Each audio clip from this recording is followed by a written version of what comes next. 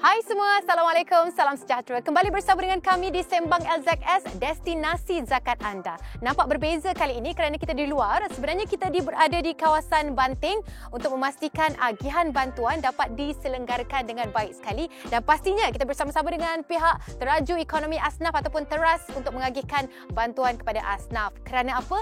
Seringkali ditanya daripada anda semua, ke manakah wang bantuan disalurkan? Jadi inilah perkongsiannya untuk anda. Ikuti episod ini bersama dengan kami.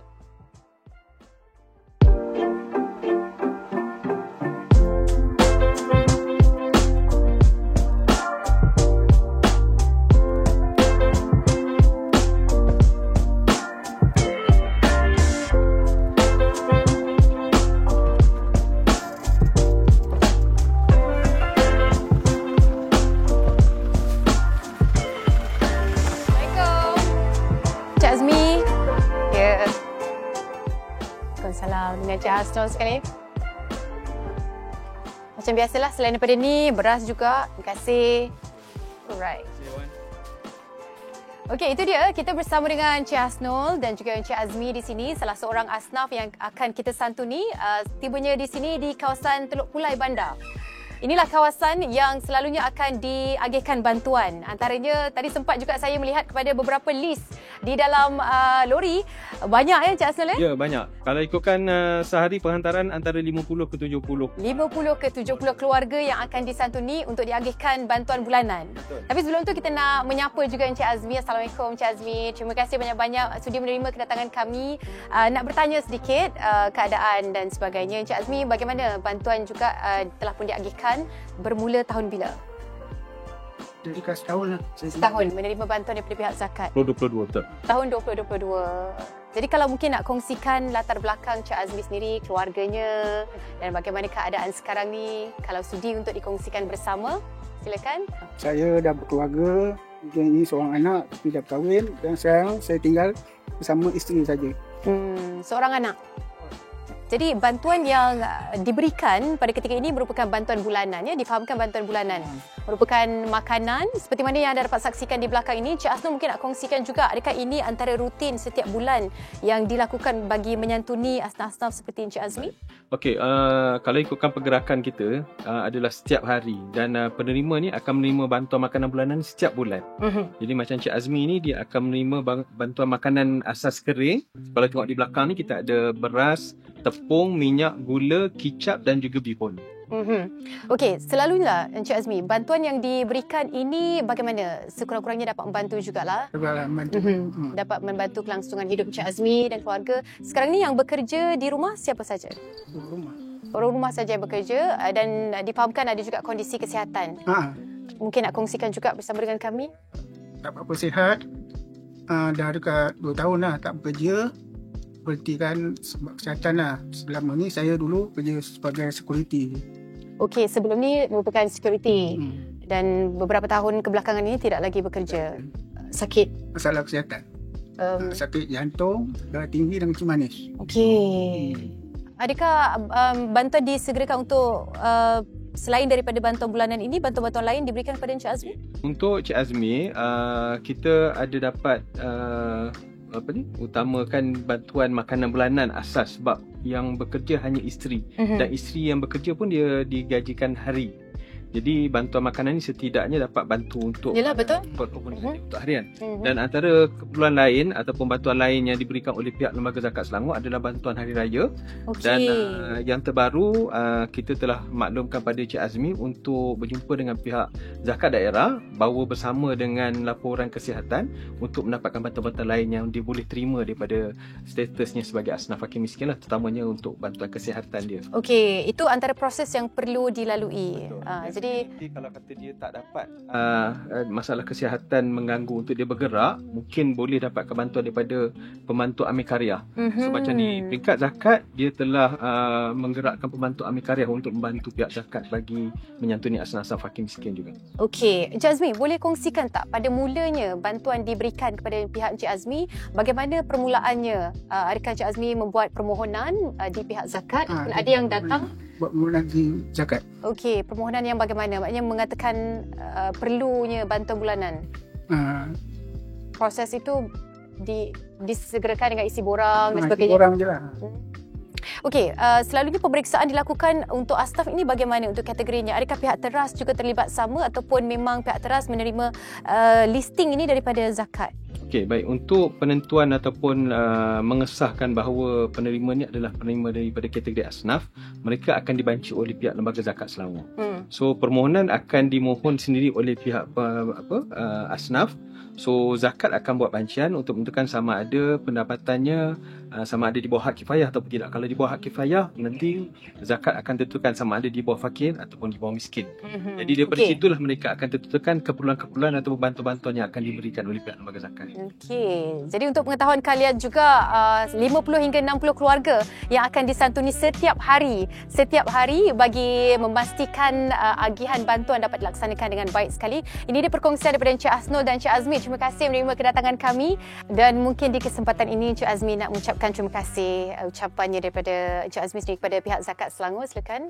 Saya mengucapkan banyak-banyak terima kasih kepada pihak Zakat Selangor di atas bantuan yang diberikan ni. Ya, itu dia. Terima kasih Encik Azmi dan juga Encik Hasnul bersama dengan kita. Tapi tugas kita tidak berhenti di sini ya. Ada lagi beberapa rumah yang kita akan santuni untuk dikongsikan bersama dengan anda semua di sekitar Banting insya-Allah untuk perkongsian Sembang LZS destinasi zakat anda.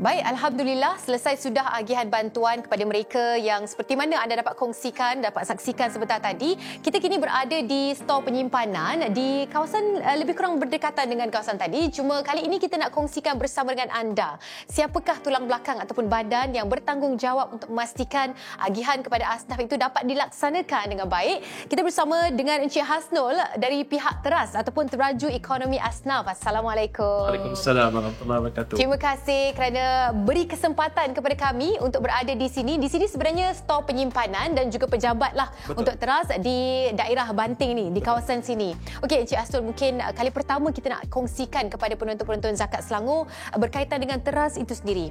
Elok kalau kita mulakan dengan tujuan penubuhannya untuk bagi mereka mengenali teras itu sendiri. Baik. Alhamdulillah, pertama sekali saya mengucapkan banyak terima kasih atas kesudahan pihak berkenaan yang datang untuk mengenali teras. Jadi saya rasa saya mulakan dengan penubuhan asal syarikat ni ditubuhkan sekitar tahun 1995 dengan nama Maiz Zakat Sdn Bhd. Sebenarnya penubuhan asalnya adalah fungsi untuk pungut dan agih duit lembaga zakat daripada duit zakat rakyat di Selangor. Dan syarikat ini daripada tahun 1995 sehingga ke 2006 berfungsi untuk mengutip duit zakat dan mengagihkan. Dan pada tahun 2006 fungsinya telah dipindahkan ke Lembaga Zakat Selangor. Dan syarikat ini, Maiz Zakat Sdn Bhd ini ataupun dikenali pada ketika itu adalah MZSB, diduduki dalam keadaan dormant, maknanya tidak melaksanakan apa-apa aktiviti, sehinggalah pada tahun 2011 syarikat ini diaktifkan ataupun digerakkan semula untuk kita membantu melaksanakan sebahagian daripada fungsi Lembaga Zakat Selangor untuk mengagihkan bantuan makanan bulanan sebagaimana yang tuan-tuan lihat. Dapat saksikan macam-macam ada di belakang ni kan. Ada beras, ada tepung, minyak, gula, kicap dan bihun. Dan untuk makluman di peringkat awal, bantuan makanan bulanan ni hanya adalah 4 item asas iaitu beras, tepung, minyak dan juga gula. Okey, itu peringkat awal. Peringkat awal ada 4 item sahaja. Dan pada tahun 2020 barulah item tersebut ditambah kepada bihun dan juga kicap. Seperti mana yang kita dapat saksikan di belakang ini pun stok yang selepas banyak telah pun dikeluarkan dan diagihkan ya. Di sinilah stok penyimpanannya, dan sambil-sambil tu juga kita nak mengetahui antara peranan lain daripada pihak teras kan, selain daripada memastikan agihan bantuan ini dapat dilaksanakan dengan baik. Apa lagi peranan pihak teras sebenarnya?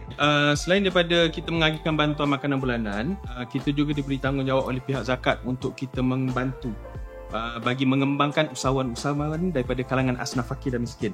Dan yang terkini pada tahun 2020 kita juga diberikan tanggungjawab untuk membantu satu lagi golongan asnaf, iaitu golongan mu'allaf dalam perniagaan juga. Baik. Dan untuk aktiviti pengembangan perniagaan ini, senarai namanya ataupun usahawan-usahawan tersebut adalah mereka yang telah dipanjangkan oleh zakat kepada kami untuk kita bantu dari sudut pengembangannya.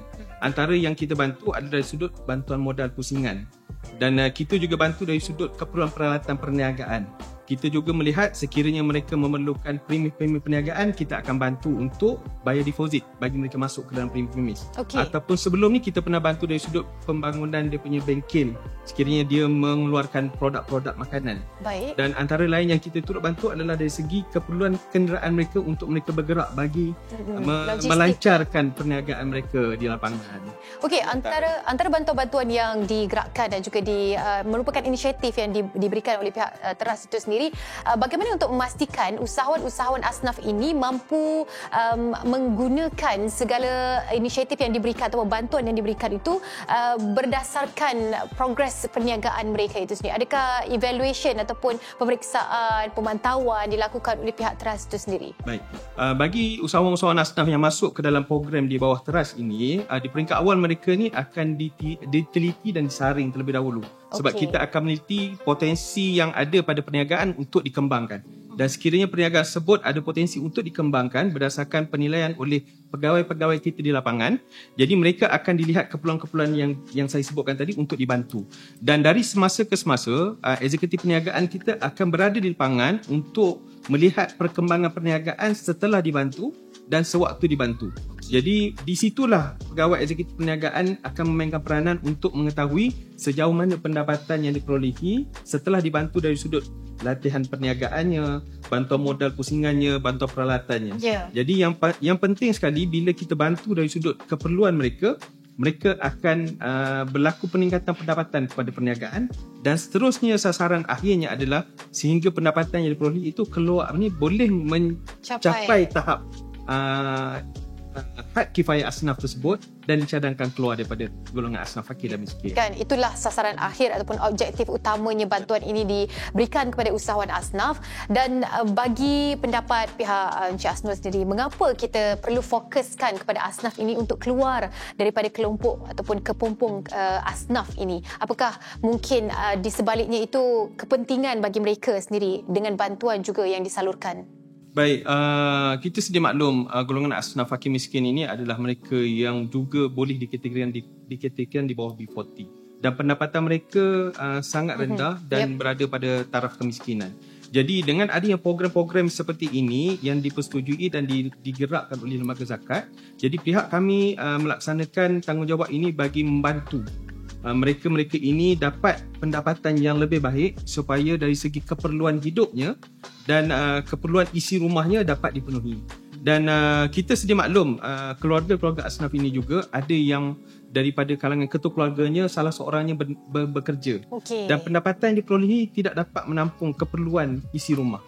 Kalau keluarga tersebut seorang atau dua orang mungkin tak menjadi masalah, tapi apabila mereka ni mempunyai anak 3-4 orang, sekiranya hanya seorang saja ketua keluarga yang bekerja, berkemungkinan dari sudut pendapatan itu tidak dapat membantu untuk menampung. Jadi dengan adanya program seperti ini, kita boleh melihat potensi yang ada pada si isteri. So kita bantu untuk mereka ini dapat melaksanakan aktiviti perniagaan secara tak langsung. Pendapatan yang diperoleh itu dapat membantu ketua keluarga iaitu si suami, dan pendapatannya secara drastiknya nanti apabila berkembang dengan baik dapat meningkat dan berjaya melepasi daripada kifayah yang telah ditetapkan oleh lembaga zakat. Itu dia kan. Sebenarnya hari ini mungkin dalam kalangan anda juga sama seperti saya, baru mengetahui ada badan yang bertanggungjawab. Inilah dia teras ataupun teraju ekonomi asnaf yang juga Encik Hasnul bersama dengan kita. Terima kasih banyak-banyak sudi berkesempatan berkongsi dengan kita sedikit idea ataupun gambaran apakah peranan yang dilakukan oleh pihak teras itu sendiri. Dan terima kasih kepada anda semua yang berada di rumah ataupun tak kira di mana sahaja anda berada menyaksikan kami di Sembang LZS, destinasi zakat anda. Untuk episod akan datang, jangan lupa untuk teruskan sokongan anda www.zakatselangor.com.my. Jangan lupa untuk layari dan mendapatkan informasi terkini berkaitan dengan zakat. Saya Ani Mizati. Assalamualaikum. Jumpa di lain episod.